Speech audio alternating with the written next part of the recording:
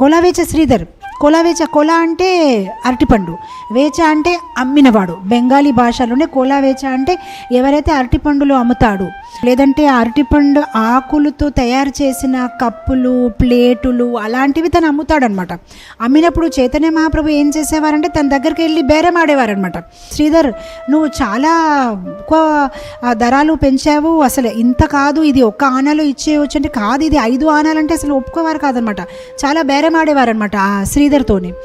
And ఎల్లప్పుడూ తనకి చెప్పడం అనమాట, అంటే ఇంత ధనం సంపాదించి ఏం చేస్తావు, బాగా జనాల దగ్గర డబ్బులు మోసంతో లాగేస్తున్నావు, ఇంత డబ్బులు నువ్వు ఏం చేసుకుంటావు అంటే, నా దగ్గర ఏం డబ్బులు లేదంటే, లేదు నీ దగ్గర డబ్బులు ఉన్నాయి, నువ్వు దాక్కుని పెట్టుకుంటున్నావు, నీ గుడిసెలో ఒకసారి వెళ్ళి నేను చూస్తానే, అలా చెప్పేవారు. కానీ ఈ శ్రీధర్ ఎలా ఉండేవాడంటే తన దగ్గర ఉన్న డబ్బులు, సంపాదించిన డబ్బులంతా గంగా పూజలో వాడేవాడు అనమాట. అండ్ తన ఇంట్లో గుడుసుల్లో హోల్స్ ఉండేదన్నమాట, కన్నాలు.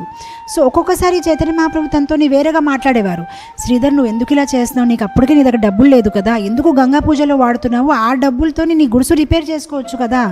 అప్పుడు ఆ శ్రీధర్ అనేవాడు అనమాట, ఎందుకు రిపేర్ చేయాలి, కన్నాలు ఉంటే మంచి గాలి వస్తుంది, రాత్రి హ్యాపీగా నిద్రపోతున్నా, ఆ కన్నాలు అలానే ఉంటే బాగుంది. తను ఏ పాత్రలతో నీళ్ళు తాగేవారో దాంట్లో కూడా కన్నాలు ఉండేదన్నమాట. అండ్ ఒకసారి అయితే చైతన్య మహాప్రభు కావాలని తన గుడుసు లోపల వెళ్ళిపోయి, ఏం దాచావు, ఎక్కడ నీ బంగారం ఎక్కడ దాచావని ఇలా కావాలని యాక్టింగ్ చేసి ఆ ఒక పాత్ర నుంచి నీళ్ళు తాగారనమాట చైతన్య మహాప్రభు. ఎందుకంటే తను ఒక సింప్లిసిటీ చూసి ఆయన చాలా ఆకర్షణలు అయ్యారనమాట. సో అలా ఇది ఎవ్రీడే రొటీన్ అనమాట. అలా వెళ్ళడము, ఈ శ్రీధర్తోని బేరం ఆడడము, ఎంతకిస్తావు, చాలా ఎక్కువ చెప్తున్నావు అని బేరం ఆడడం.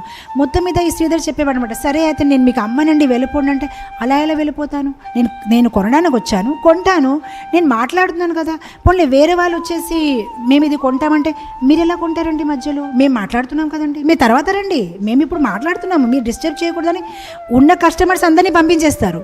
వాళ్ళందరూ వెళ్ళిపోయిన తర్వాత అప్పుడు శ్రీధర్తో అంటారనమాట, నీ షాప్కి ఒక కాకి కూడా రావట్లేదు, నాకే ఇచ్చేయి, ఇంకెందుకు, ఎందుకంటే రేపటి వరకు ఇది పాడైపోతాయి ఎలాగో. శ్రీధర్ అంటారు, సరే పోన్లే మీరు ఏమి ఇస్తే ఇవ్వండి అంటే, నేను ఎందుకేమి ఇవ్వాలి, ఎలాగో ఇది పాడవుతాయని నీకు సాయం చేయడానికి తీసుకెళ్ళిపోతున్నానని తీసుకొని వెళ్ళిపోతారు, ఏమి డబ్బులు ఇవ్వకుండా.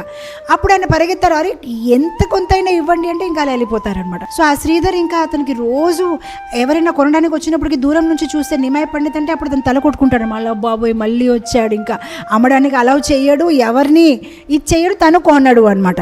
సో ఈరోజు చైతన్య మహాప్రభు భక్తులతో అన్నారనమాట, అరటిపండు అమ్మేవాడు శ్రీధర్, తన్ని పిలిచిరా, తన్ని నేను కృష్ణ ప్రేమాన్ని ఇవ్వాలి.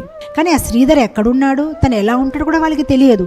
అప్పుడు చైతన్య మహాప్రభు అంటారనమాట, ఎవరు గుడుసు చూస్తే గుడుసు లోపల కన్నాలు ఉన్నాయి, ఎవరు ఆ గుడుసు లోపల పడుకుంటూ ఉంటే కూడా కృష్ణ కృష్ణ కృష్ణ అని పేరు వినిపిస్తుంది, తనే శ్రీధరు, తను పట్టుకొని రండి అంటే అప్పుడు ఆ శ్రీధర్ని తీసుకొని వస్తారనమాట. ఇప్పుడు చైతన్య మహాప్రభు అంటున్నారు, నీ దగ్గర చాలా తీసుకున్నాను కదా ఉచితంగా, ఇప్పుడు చెప్పు నీకేం కావాలి, ఎంత ఐశ్వర్యం కావాలి, ఎంత ధనం కావాలి, నువ్వు చెప్పు, నీకు అన్ని ఐశ్వర్యాలు నేను ఇస్తాను, అడుగు నీకేం కావాలి.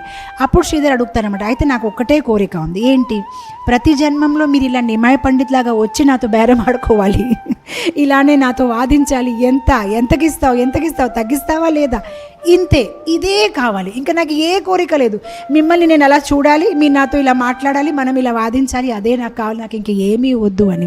సో అలా అందరినీ కృష్ణ ప్రేమాన్ని ఇస్తున్నారు, అందరూ చాలా ఆనందంలో ఉన్నారు. చైతన్య మహాప్రభుకి జై. అజానులంబిత భుజో కనకావధాతో సంకీర్తనే కపితరో కమలాయతాక్షో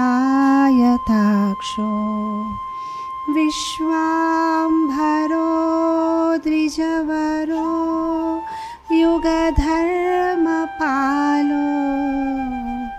వందే జగత్ ప్రియకరో కరుణావతారో. పంచతత్వామకం కృష్ణం భక్తరూపస్వరూపకం భక్తావతారం భక్తాఖ్యం నమామి భక్తశక్తికం.